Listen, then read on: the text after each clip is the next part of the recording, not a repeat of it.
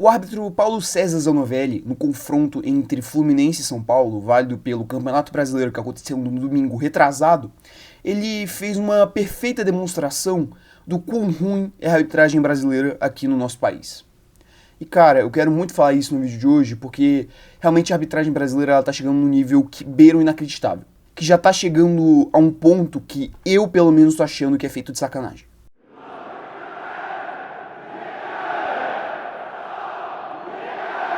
Fazendo um pequeno resumo, né, e basicamente te contextualizando de toda essa situação para você cair de paraquedas nesse vídeo. Eu não tenho os direitos de transmissão, né, para colocar aqui o lance em vídeo, então eu irei descrever o que aconteceu.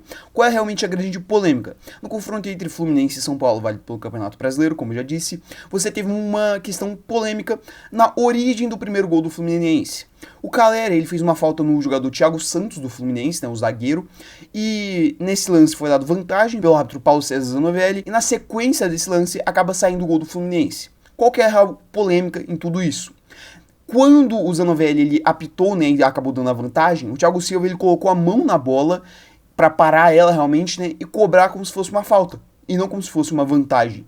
E aí, na revisão do lance, né, o árbitro que estava no VAR, Marcelo Benevenuto, ele chamou o Zanovelli para rever isso. Porque uma vez que tinha sido dada a vantagem, você não poderia ter o Thiago Silva botando a mão na bola.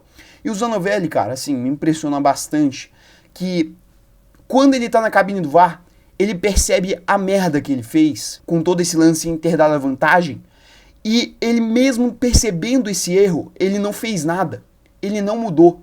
Quando você vê o áudio realmente, né, e pra você achar o áudio na internet é bem facinho, cara, é perceptível na voz dele trêmula, gaguejando, quando ele percebe que fez uma besteira, assim, descomunal, no lance fácil, um lance bobo que era esse. Era um lance morto, tava no meio campo a bola. E aí, basicamente, ele tinha comprometido um gol. E aí, talvez temendo, né, perder o controle da partida, por anular um gol, né, por um lance que é bobo sim, só que seguindo friamente a regra, cara, isso aqui é pra ser anulado, não pensar nem duas vezes, é uma mão na bola. E aí o Zanovelli ele decide continuar com o erro dele, e aí o lance ele continuou, né, o gol valeu, e no final da partida, né, o conjunto da obra, o São Paulo ele foi derrotado por 2-0 perante o Fluminense. No pós-jogo você teve muita reclamação por parte do São Paulo justamente por conta desse lance, só que o que foi decidido por parte do São Paulo? A gente vai esperar a liberação dos áudios do VAR para ter realmente, né, a comprovação de que teve um erro aqui nesse lance, e aí sim a gente vai pedir a anulação da partida. Para quem não sabe, os clubes têm até 48 horas após a realização da partida para pedir a anulação e a remarcação de um novo confronto. Então vamos supor, se o áudio do VAR ele saísse no dia seguinte, o São Paulo ele poderia, né, ter essas provas e pediria a anulação da partida, e caso fosse concedido, teria um novo confronto. Só que qual é o grande problema em tudo isso? A CBF ela demorou 5 dias para divulgar os áudios do VAR. O que, seguindo o padrão CBF, que eles divulgam os áudios, né, praticamente menos de 24 horas depois da partida, levantou muito estranhamento. Porque, né, agora que o áudio foi divulgado na última sexta-feira, teoricamente o São Paulo ele não poderia pedir a remarcação da partida mediante um erro evidente. E qual que é a situação atual? Basicamente agora com o São Paulo ele tendo realmente a comprovação, né, as provas em mãos, principalmente com esses áudios do VAR, do erro cometido pelo Zanovelli, muito provavelmente o São Paulo ele vai ir à corte e vai realmente pedir a anulação daquela partida. Em casos assim extremos de erros grotescos, como foi esse daqui, geralmente o tribunal ele realmente aceita e passa esse pedido de anulação da partida, mesmo tendo excedido as 48 horas. Então, né, vamos dizer assim, um cenário mais provável é que realmente essa partida seja remarcada por conta desse erro grotesco. Porque nada disso é garantido, afinal, né, aquele prazo ele já passou e agora o São Paulo ele vai ter que contar realmente com um bom coração, vamos colocar assim, por parte do tribunal para aceitar esse pedido de anulação da partida. Qual que é a minha visão quanto a esse lance mesmo, agora que eu já expliquei toda a situação e como deve ser o desenrolar? Cara, assim, vamos tratar de dois assuntos. Primeiro, que é o lúdico do futebol, e segundo, que é a regra. Cara, pro lúdico do futebol, a melhor coisa para o jogo foi esse lance ele ter passado. Por quê? Cara, é um lance bizarramente bobo. O Thiago Silva ter colocado a mão ou não no início, né, da jogada do gol, não interferiu no produto do gol. Cara, é realmente um lance, assim, bobo, muito bobo. Um lance besta, um lance de jogador, assim, juvenil de categoria sub-12. Só que aí a gente esbarra no frio da regra. E, cara, mão na bola é falta. E um lance, assim, evidente como esse daqui, que o VAR ele agiu muito bem, isso aqui tem que ser dito. Toda a equipe que estava ali na cabine do VAR, ela foi muito bem nesse lance, pedindo a revisão e a anulação pro Zanovelli, eles foram impecáveis. Porque seguindo o frio da regra, o Zanovelli, a partir do momento que ele deu a vantagem, o Thiago Silva ele não podia botar a mão na bola. E na minha opinião, esse lance ele tem que ser realmente anulado, e eu acho que o São Paulo realmente tem que ir atrás da anulação dessa partida. Porque todo o cenário do jogo, ele foi muito influenciado por conta desse primeiro gol do Fluminense. O correto realmente a se fazer, devido a essa situação e a negligência do Zanovelli em anular um lance claro, que ele errou, só que ele não quis assumir, né, na hora todo esse erro, porque ele iria perder o controle do jogo, por conta de um erro mesmo que ele fez. Porque, cara, era só ele realmente ter dado a falta e deixar o Thiago Silva cobrar. Só que não, ele decide dar vantagem e aí termina em toda essa bagunça, toda essa confusão que, cara, ele gerou e uma semana depois ainda tá repercutindo. Eu espero realmente que o São Paulo ele consiga a anulação dessa partida, porque, cara, é nada mais do que justo. Um erro claro assim não pode só passar impune. Eu acho que o tricolor paulista ele tá fazendo muito bem em ir atrás e buscar realmente a anulação da partida. Cara, eu acho que isso daqui é um perfeito cenário pra gente fazer uma reflexão quanto à nossa arbitragem. Cara, assim, no decorrer do áudio, né, que os caras estão analisando o lance, o áudio do Zanovelli também escapa. Cara, é uma arrogância do árbitro absurda. O árbitro, ele apita como se ele estivesse acima do jogador. Ele apita como se ele fosse o centro das atenções. Cara, assim, eu tenho pra mim um mantra que pra mim tem que ser o ideal pra um árbitro. Cara, quantos árbitros, assim, vamos pegar o exemplo de fora, né? Quantos árbitros ingleses a gente sabe o nome? Quantos árbitros espanhóis? Quantos árbitros alemães?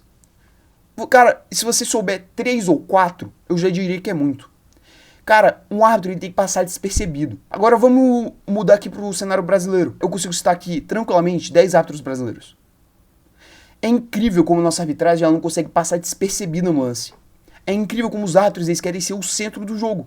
Eles acham que eles são os jogadores. E aí tudo isso aí colabora para essa arrogância, esse motivo desses árbitros, que de qualidade eles não tem lá um nível muito alto. E justamente talvez por ferir o orgulho deles, eles deixam de marcar lances assim, evidentes. Cara, o Zanovelli ele não iria querer só assumir que ele fez um erro assim, juvenil. Ele tirou um gol do Fluminense porque ele fez um erro assim, inacreditável. Cara, isso daqui é um erro de arbitragem bizarro. E o fato dele ter ido ao VAR, ter visto o lance, ele perceber, tá bom, eu fiz merda, e continuar como se nada tivesse acontecido, é mais inacreditável ainda. Eu já pontuei aqui no vídeo que eu até entendo por conta do decorrer do jogo ele fazer isso, só que ainda assim você tá prejudicando um time, assim, na cara dura. Sem nem pensar 2 vezes. É mais um caso que mostra realmente como a nossa arbitragem, ela tem um nível baixíssimo, cara. É uma arbitragem que ela é simplesmente ruim. A arbitragem brasileira ela é terrível. Ela estraga o decorrer da partida, ela, assim, estraga momentos chaves com erros grotescos. Ela irrita o torcedor, seja por fazer faltinha, seja pelo árbitro querer aparecer, seja pelo árbitro dar amarelo pra todo mundo, justamente porque ele acha que dessa forma ele vai controlar a partida. Ah, se eu der um amarelo a cada cara que olhar pra mim torto, aí eu vou conseguir controlar a partida. Não, é justamente o contrário. Assim você só vai ficar pilhando mais ainda o jogador, mais ainda o torcedor, vai inflamar todo o ambiente. E aí vai tudo se virar contra você, contra o jogo. Qualquer mínima decisão já vira aquele empurra-empurra, aquela discussão, aquele xingamento da torcida. E tudo isso aí basicamente estraga o espetáculo. Você sai irritado da partida. Muitas vezes nem por conta do seu time, e sim do árbitro.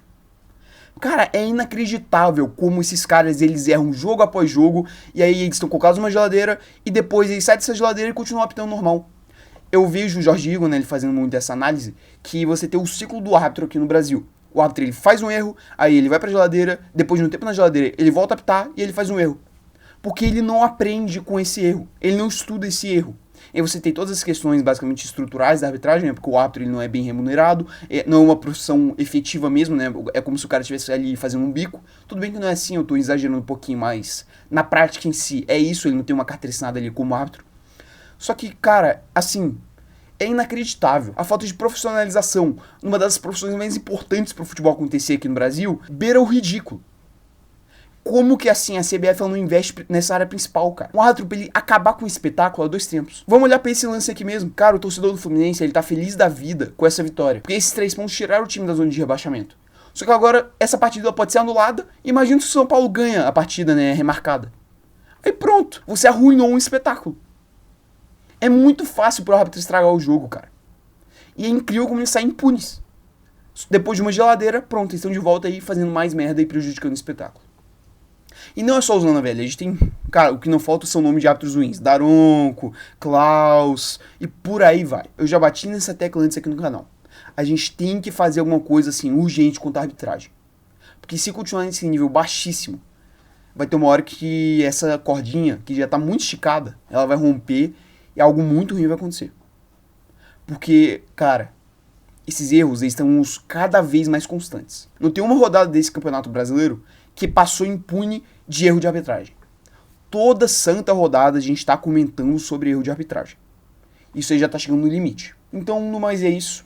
Realmente eu espero que o certo seja feito em toda essa situação e o São Paulo ele consiga a remarcação dessa partida, né, a anulação desse resultado, que é totalmente condicionado realmente por conta desse erro do Zanovelli. Se você puder deixar o seu like, a sua inscrição e ativar o sininho para receber mais vídeos aqui do canal, eu agradeceria bastante. No mais é isso, e até o vídeo de amanhã.